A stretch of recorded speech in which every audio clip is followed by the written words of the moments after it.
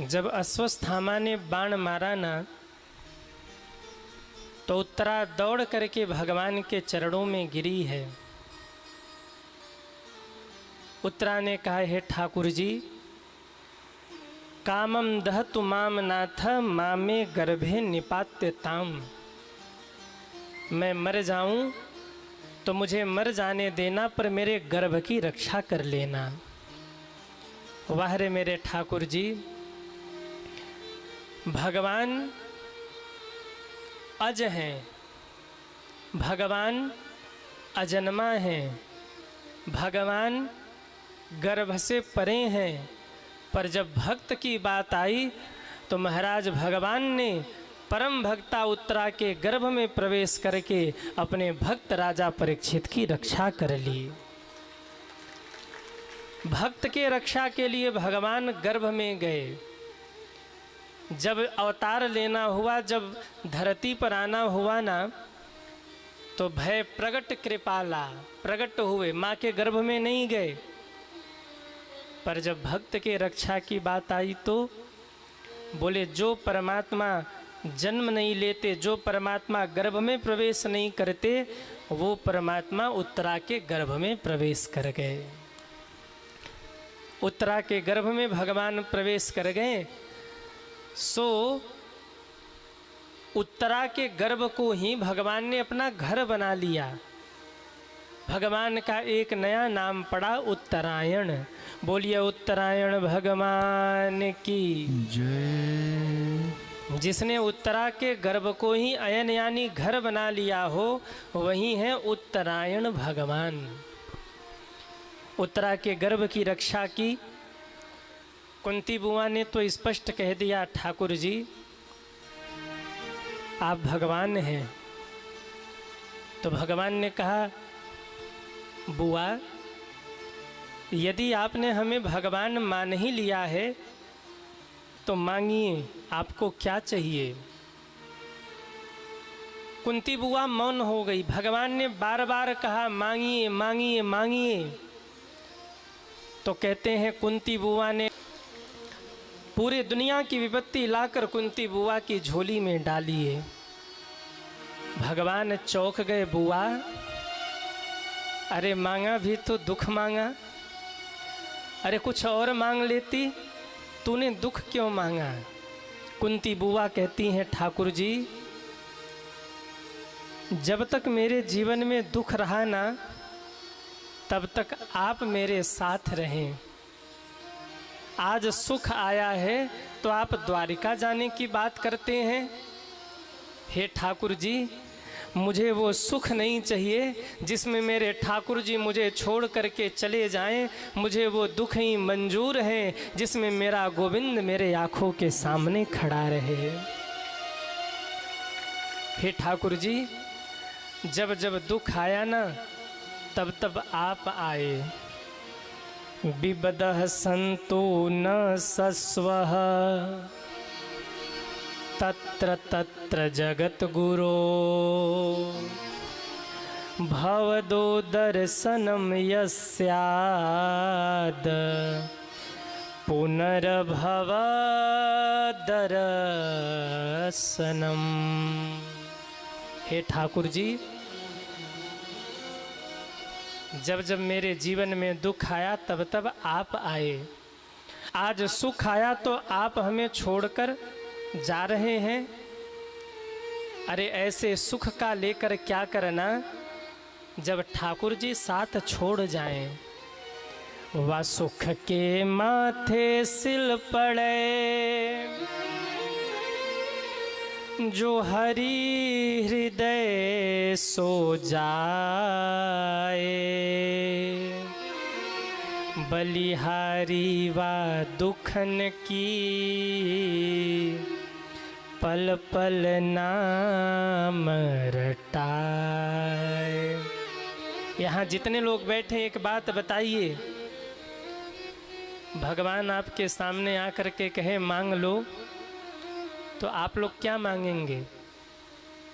सुख मांगेंगे कि दुख मांगेंगे? कहिए।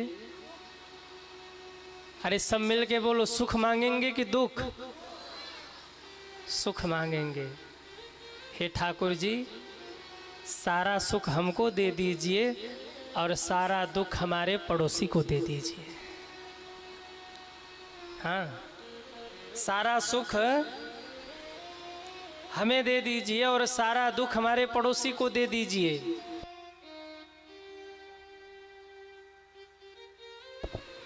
व्यक्ति सुख चाहता है, दुख नहीं चाहता। कुंती बुआ कहती हैं, मुझे दुख चाहिए। थोड़ा सा आवाज़ स्पष्ट कर दीजिए, बढ़ा दीजिए, स्पष्ट करके बढ़ा दीजिए। मुझे दुख चाहिए। क्यों? टकरार आवाज़ उसको ठीक करिए। जब जब सुख आया तब तब आप छोड़ के जाने लगे, और जब जब दुख आया तब तब आप मेरे साथ खड़े रहे। विविध संतु न सस्वः। एक बात मैं निवेदन करूं, सुख में तो भगवान की याद आती है, लेकिन जितने भाव से व्यक्ति दुख में भगवान को पुकारता है, उतने भाव से सुख में नहीं पुकारता। सुख में कहीं ना कहीं लगता है कि अरे क्या कमी है अब, लेकिन दुख में लगता है कि नहीं, एक भगवान का सहारा है, और अगर भगवान ने भी साथ छोड़ दिया तो मेरी नैया तो डूब ही जाएगी।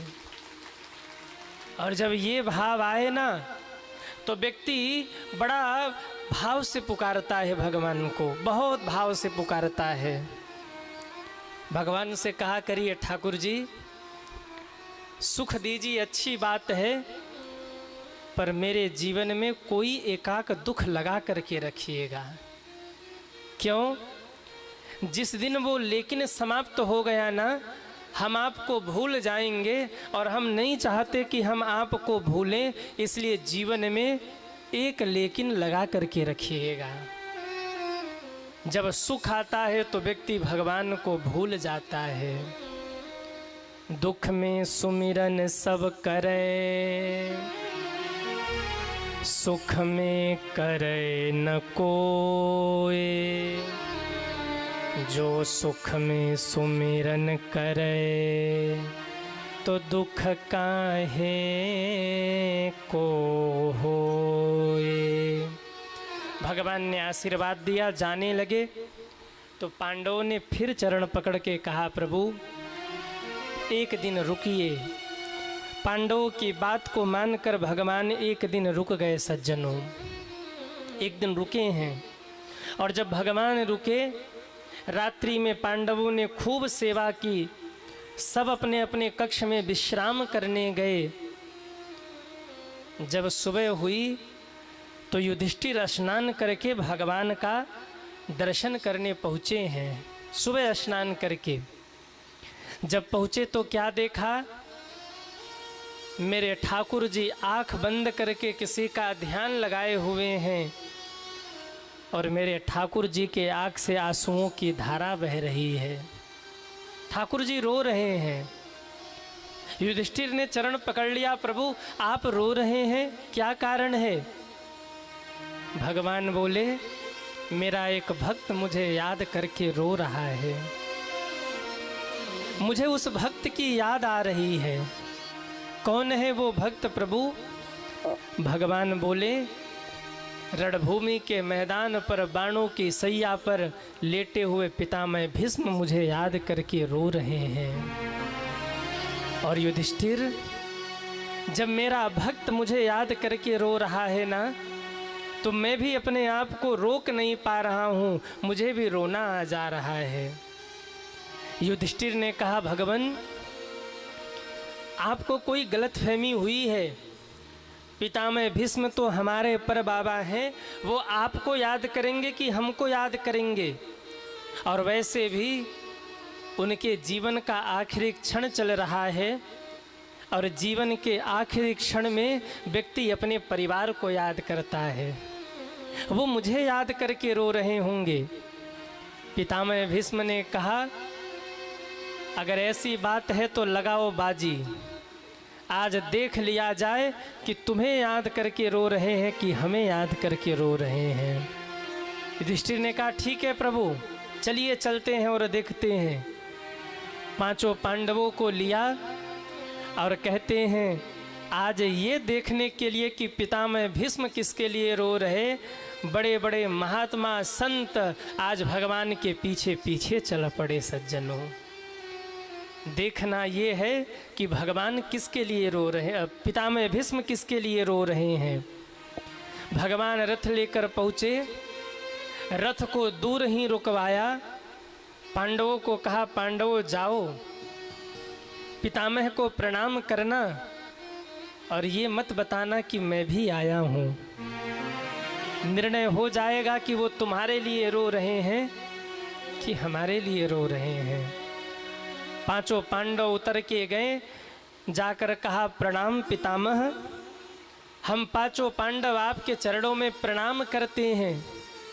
पितामह भीष्म बाणों की सैया पर लेटे हुए थे, नेत्र खोला, देखा पांचों पांडव खड़े थे, मुख से कुछ नहीं बोले, हाथ हिला के आशीर्वाद दिया और रोते हुए नेत्र बंद किया और नेत्र बंद करके भावुक होकर बोले अरे पांडवों,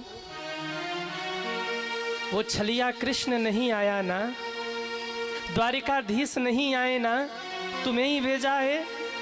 और जैसे इतना शब्द सुना, भगवान अपने आप को रोक नहीं पाए, रस से कूद करके सामने आ गए और कहा प्रणाम पितामह, देवकी नंदन श्री कृष्ण का प्रणाम स्वीकार करिए। जैसे ही सुना देवकी नंदन श्री कृष्ण का प्रणाम स्वीकार करिए, पितामह के नेत्र खुले, आहा मुस्कुराते हुए भगवान खड़े थे, झरझर झरझर आंखों से आंसुओं की धारा बहने लगी है। आओ आओ गोविंद, मैं तुम्हारी ही तो प्रतीक्षा कर रहा था।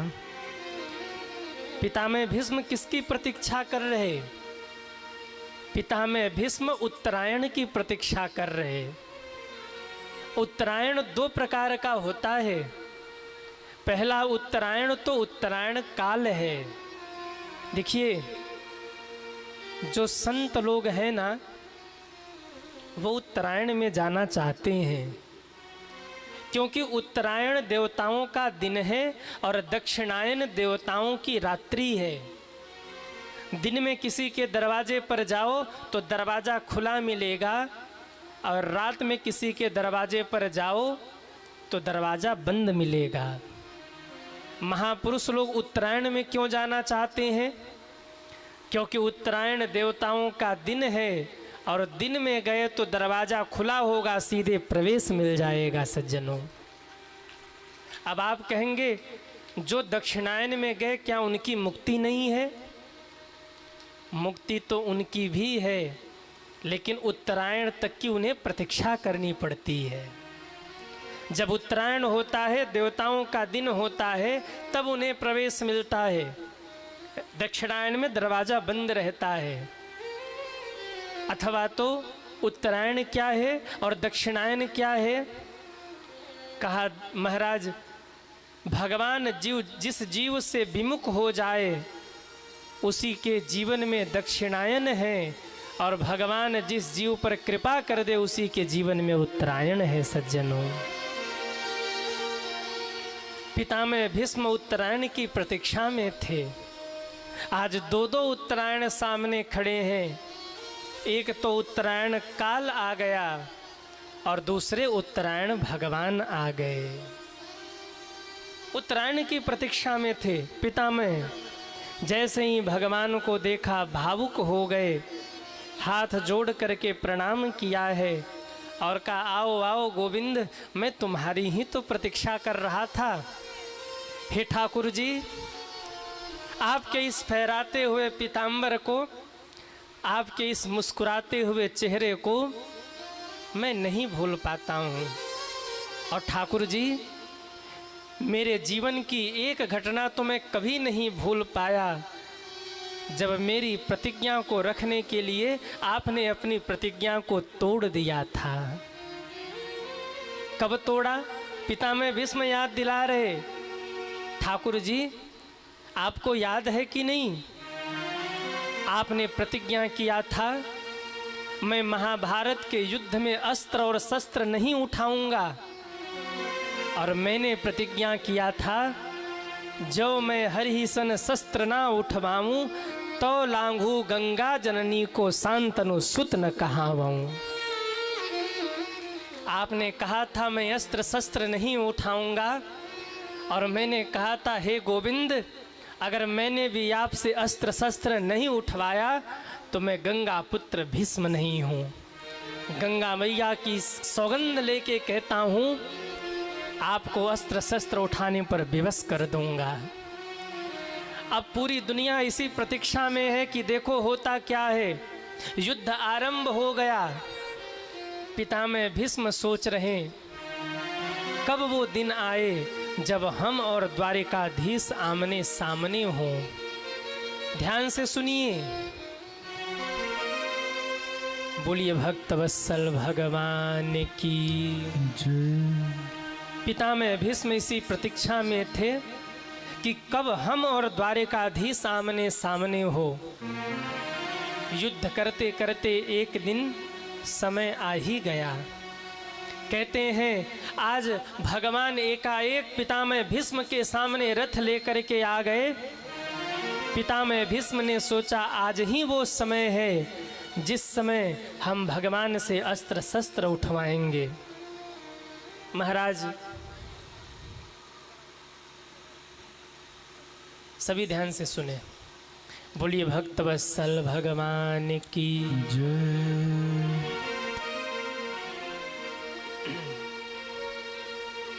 अब जो आ रहे उनको पीछे ही बिठाते चलिए आप लोग। बोलिए द्वारिका नाथ की जय। कहाँ थे हम लोग, कहाँ थे? वो दिन आ गया जिस दिन आमने सामने पितामह भीष्म और श्री कृष्ण आए। भगवान रथ में बैठे थे, चाबुक को खींच करके अर्जुन युद्ध की तैयारी में थे और पितामह भीष्म को मिल गया मौका। जैसे ही अर्जुन सामने आए, पितामह भीष्म ने आवाज लगाया सावधान अर्जुन, और इतना कह के मानो भगवान को भी सावधान किया।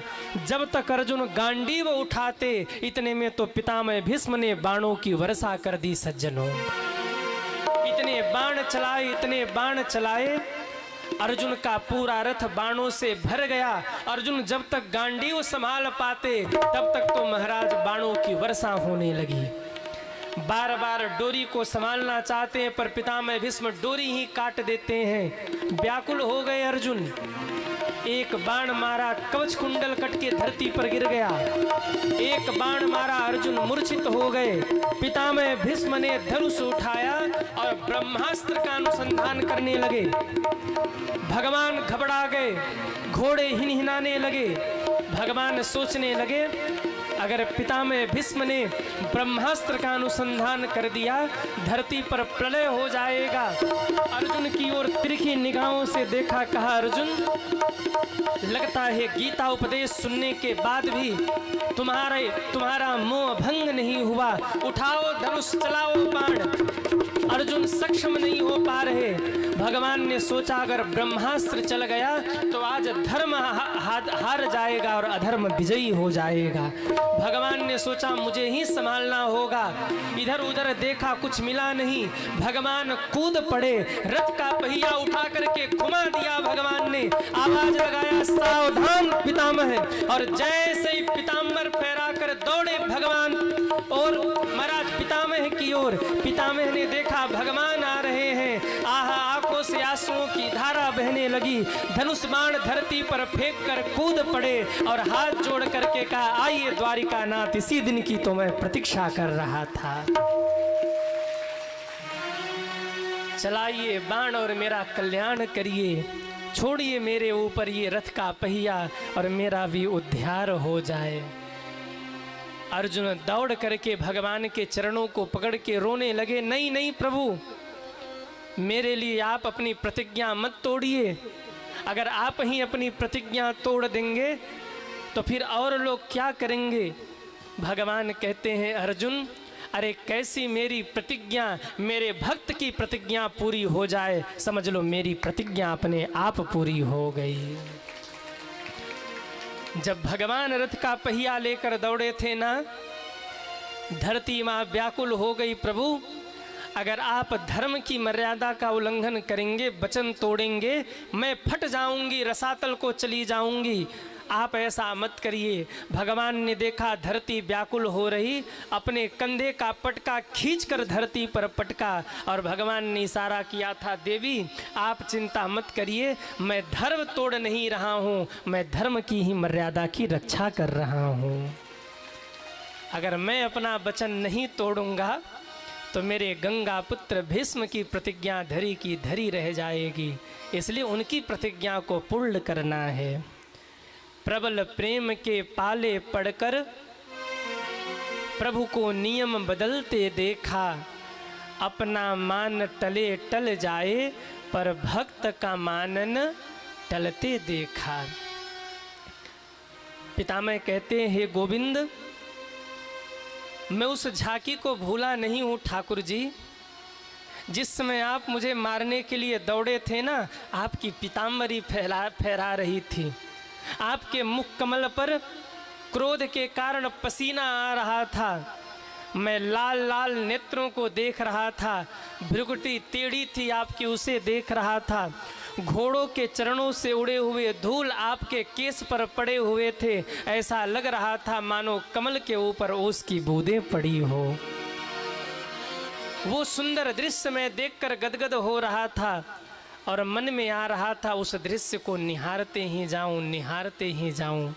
हे ठाकुर जी, उस दिन मेरी प्रतिज्ञा को रखने के लिए आप आए और आज मुझे मुक्ति देने के लिए आए हैं, आ ही गए हैं, तो हे नाथ तब तक खड़े रहिएगा जब तक मैं इस शरीर को छोड़ करके विदा न हो जाऊं। जैसे इतना शब्द सुना भगवान का चेहरा उतर गया। क्यों? भगवान सोचने लगे इनको तो इच्छा मृत्यु का वरदान मिला है और बाबा का अगर दिमाग खिसक गया और ये बोल पड़े कि 3 महीने में जाऊंगा ही नहीं तो मैं तो खड़े खड़े ही मर जाऊंगा यही। हाँ, और मुझे देखने के बाद कौन मरना चाहेगा? मैं ये कह रहे मैं जब तक चला न जाऊं तब तक खड़े रहो, और अगर 3-4 महीने जाने का प्लान कैंसिल कर दिया तो हम तो खड़े खड़े ही मर जाएंगे। भगवान का चेहरा सूख गया क्योंकि मरना कोई नहीं चाहता। आप में से कितने लोग हैं जो मरना चाहते हैं? हाथ उठाओ। अरे राम राम, आप लोग मरना चाहते हैं? अरे भाई बड़े खतरनाक हैं आप लोग। हाँ, सोहनरिया के लोग बड़े खतरनाक है। दुनिया जीना चाहती है, आप लोग मरना चाहते हैं। पर भैया कितना भी कह लें, जब मौत सामने आती है तो अच्छे अच्छों की सिट्टी पिट्टी गुम हो जाती है। हाँ, जब मौत सामने आए तो अच्छे अच्छे हैं जो पलटा खा जाते हैं, मरना कोई नहीं चाहता। एक बुढ़िया मैया थी, बुढ़िया मैया। अब बहू आई, थोड़ी मॉडर्न थी बहू, अम्मा से घर के काम करावे। हाँ, सुबह उठे आवाज़ लगा रही, ओ मम्मी जी, आजकल तो मम्मी जी कहते हैं ना, मम्मी जी, माता जी नहीं, मम्मी जी। अरे ओ मम्मी जी चाय बना के ले आओ। अब मम्मी जी बेचारी चाय बना के लावे। अब जब चाय बना के ले आवे तो कहे हे भगवान उठा क्यों नहीं लेते, ये दिन दिखा रहे।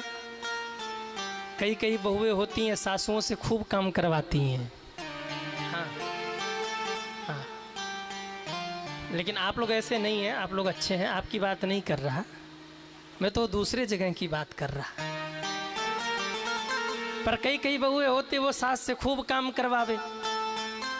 अब महाराज वो पर्स टांग करके चल दे घूमने फिरने, शॉपिंग करने, और मम्मी जी से कह रही ओ मम्मी जी खाना बना के रखना, हम 2-3 घंटे बाद आएंगे।